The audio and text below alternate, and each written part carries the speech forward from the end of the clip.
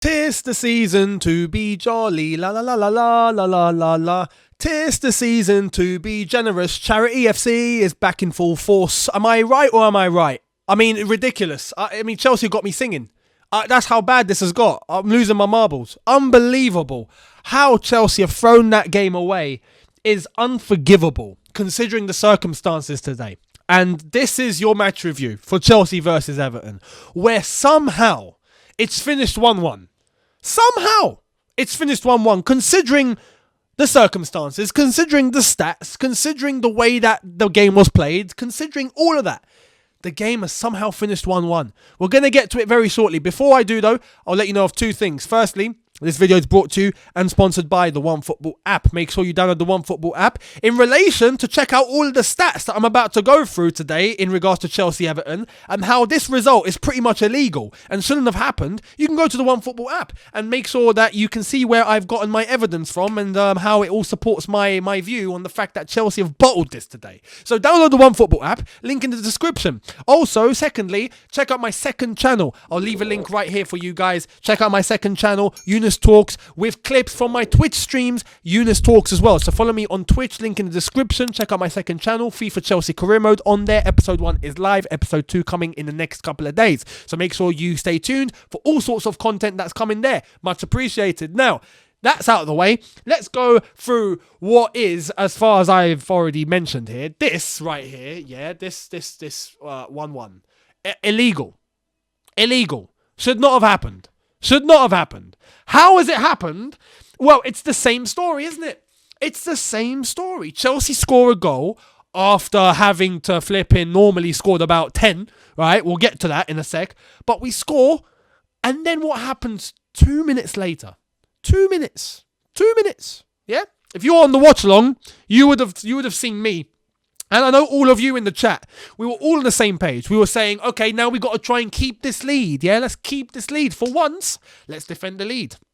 No, not at Charity FC. We don't do that at Charity FC. At Charity FC, especially in the month of December, when everyone's feeling festive, we like to give. We give.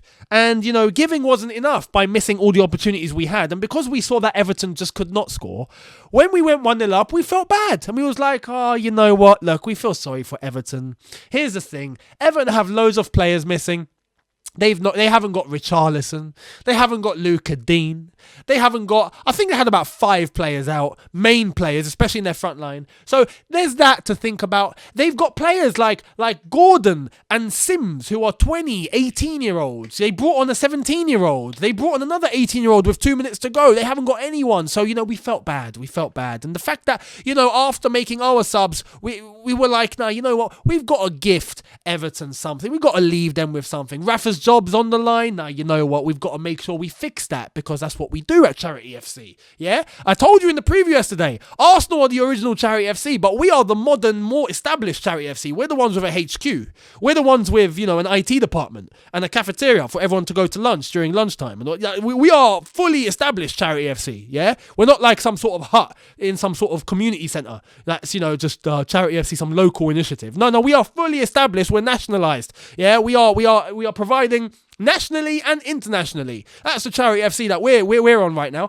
And we gave them literally, here you go, have a goal. Get a point. We'll give you a point. We know you feel bad. The Everton fans today at the ground, after they went 1-1, they were literally looking at the Chelsea fans jumping up and down, laughing at us.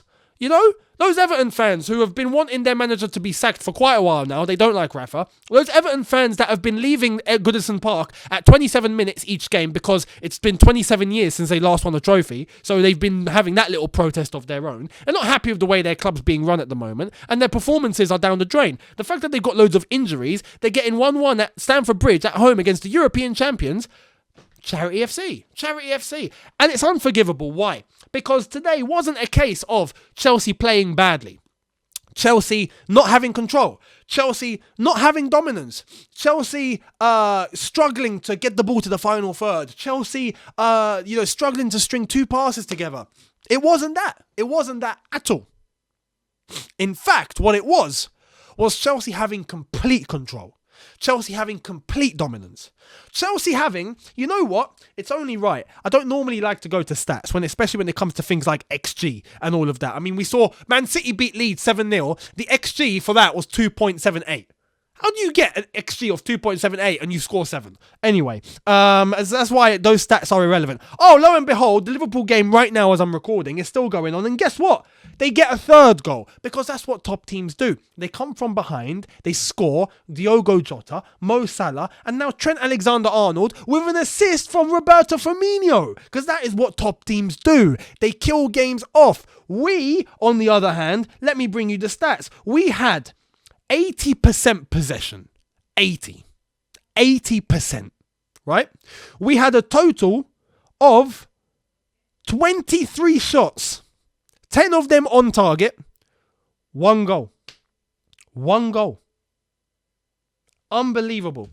That game should have been killed in the first 20 minutes. After the first 10 minutes, we had 3 clear-cut chances on goal. We should have buried them. It could have been 3-0. 10 minutes, it should have been 3-0.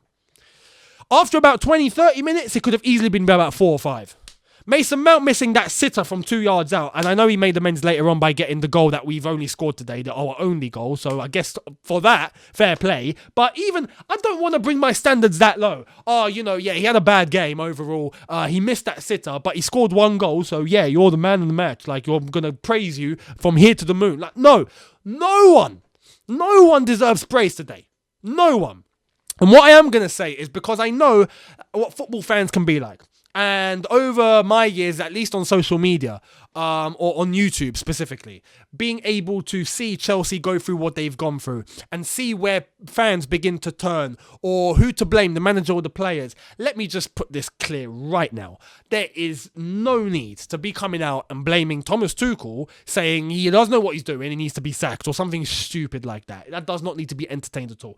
No tactical formation could have changed what happened today. Why? Because Chelsea got the ball to the final third. Chelsea didn't have an issue in terms of the system being able to get the ball to the box. Chelsea didn't have an issue in terms of the system or the formation in terms of creating clear-cut chances. What we did have today is we couldn't finish a sentence, let alone a dinner. That was our problem. Normally the saying goes, he couldn't finish his dinner. Today, we couldn't finish a sentence, yeah? That's a lot easier to finish than a dinner. Because at least with dinner, you got to put some effort into it. You've got to get a knife and fork. You've got to tuck in. You've got to try and finish your dinner. Sometimes you're just a little bit too full. Yeah? With a sentence, well, it's not exactly hard to finish a sentence, is it? I'm going to finish a sentence now. Yeah? I am going to finish this sentence now. Right? It's easy. It's not, I am going to... We don't talk like that.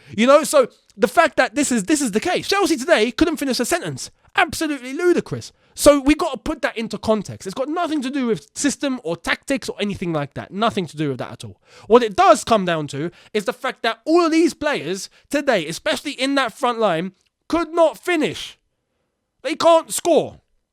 They can't make an instinct decision in how to put the ball in the net. And I think it comes down to one point now, because I have to give some sort of sympathy here to Chelsea, even though it's not an excuse.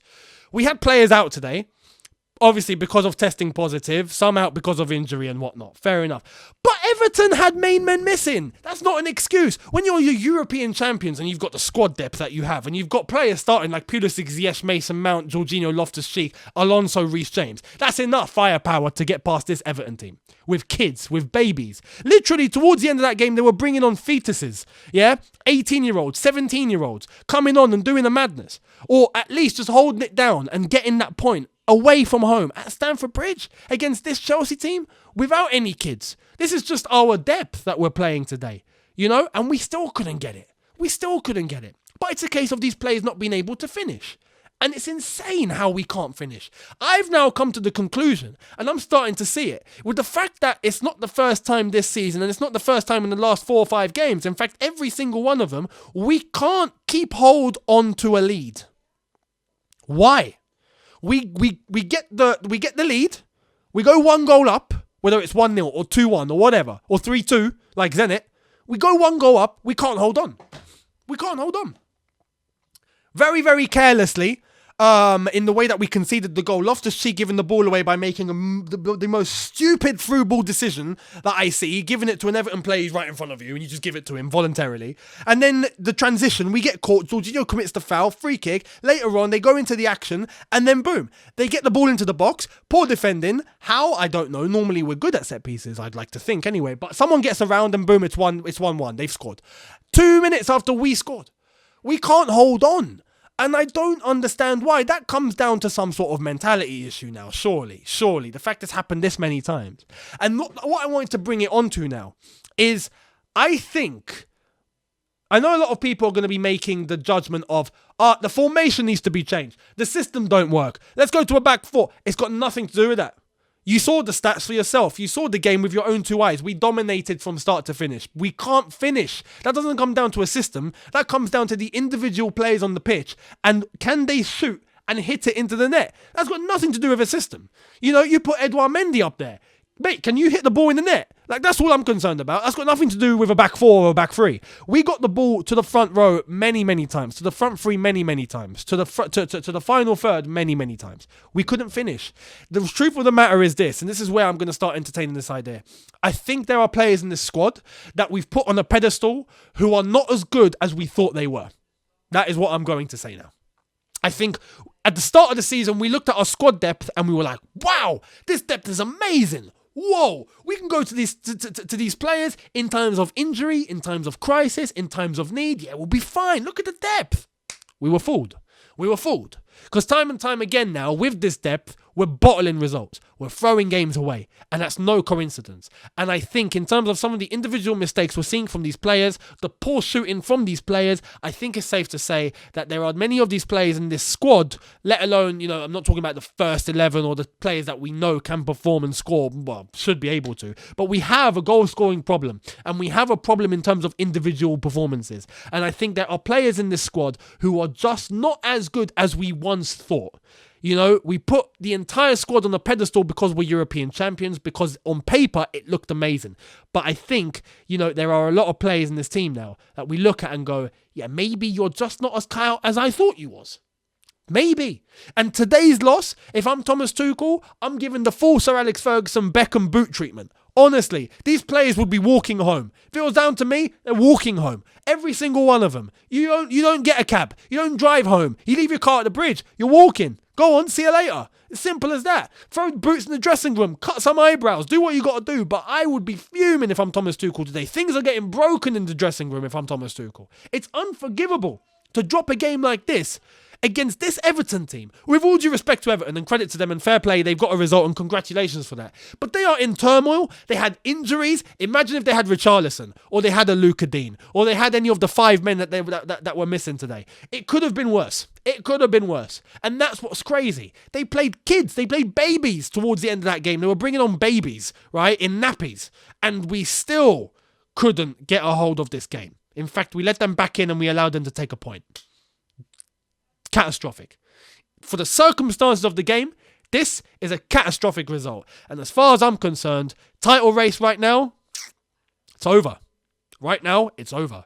Liverpool know how to kill off a game. Go and look at their result. 3-1 against Everton after being 1-0 down. Man City, they know how to kill off a game. Look at them. 7-0 against Leeds. No problem. Chelsea, 1-1 against this Everton team. Nah. We ain't got it. Unless if the players want to prove us wrong now. But it's up to them. But right now, they ain't even proving themselves, let alone us. So I haven't got much hope. Simple as that. Let me know what you think in the comment section below. Do you agree or disagree with that judgment, with the circumstances, with my analysis? Let me know. I'd love to hear it. Thank you all so much for watching. Hit that subscribe button if you are new. Hit that notification bell to be notified once I've uploaded. Thank you all so much. Thank you for getting this number up to where it is right now. We are approaching that 100k. So thank you. Don't forget, check out my second channel on my Twitch. Link in the description. And I will see all of you tomorrow for a brand new video. Have a good one. See you tomorrow in a bit. Take care and peace.